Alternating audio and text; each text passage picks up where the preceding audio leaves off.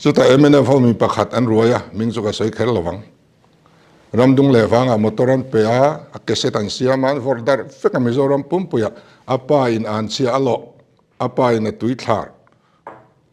apa hian laldo mai ka fapani to lo ani anga ti anu thi ni a po aruanga kilan phalsak velo ti zong zong hi kalo paltang to ni kanu thi ni a chuan chung ko ayo athu soi tu kani ten khamia wang khan tol pui khotlang pum pui ai oin ka thlawang hauna te pon ti chuaka jin lo bi la la UPC biak in chu sak tui ruwa ampu ador pui JSC nula tom pui la yan man te min te ni ten simya papakhati thuwa tual that ang deuh tho a soi kan ni le a ten engeni MLF fan diglo takina manga MLF fan adam lo zorem sangi VCP din tharnu pui cha serchip a ruk sak a chebrel sak te mintia ten kan block president zoram sa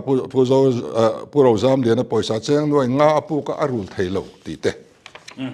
ten chief minister bangla china dot bil siama wangin man theni ti te mani loka lungle cabinet meeting kan nei trum khan pirin puin en ru manin khung fa la rei tak minister jong jong pon an hak thuap ti te media lo chuak vekani ten mani nam pabial in thana khan code of conduct bo cheda wangin chief election commissioner in na takinezil ti te ten delhi mizo in khoma kan mp tenen kan va in khom vea chumini tak chuan henry fanu hitan tu ania ti chuan thala ka khan kan lang tlang ta ni chu pathian biak in chung mun ser akan thalak po chu editin henry fanu ba day lom na tel angin min chu vakani kha mani lokani chu chuan ia ma sengin a picture dik tak khadel hi in khom kan youtube en kiman lo ne kan chuale an ngoi ta MLA tanga ban om chun kania MP tanga ban om chun kania ka tor nem to zia hi chu wang chuan he min lo pu tu te ngai hlir hi min pu tu ten ni voina hian he tianga in ti vak vak hi zen ji ho hian an du to lo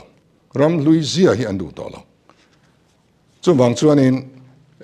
kei chuan heng zong song hi pathianin phuba reng reng kei man kalak tur ni ati tlat ni chu wang chuan pathian kuda ka da mai thina soi hreom deuh ania he tianga min ti tu te reng reng chunga hian van do na rap thak tak a thleng zel ani pathian heng ka phuba hi min lak sak ti ka chiang khop chuai chiang chuan soi lovila chu wang chuan kei ma ngai dana chuan pathian kuda da mai hi ka chin than le ka ti le du dan ani ama ro chu kan party angong ani kan sarkar angong ani puro tluang le na heti tak mai min ron ti ta ka hian kan party kan ho tu te khuta kada he chu kan ngoi lovang khes kan siam ngai tur ani an ti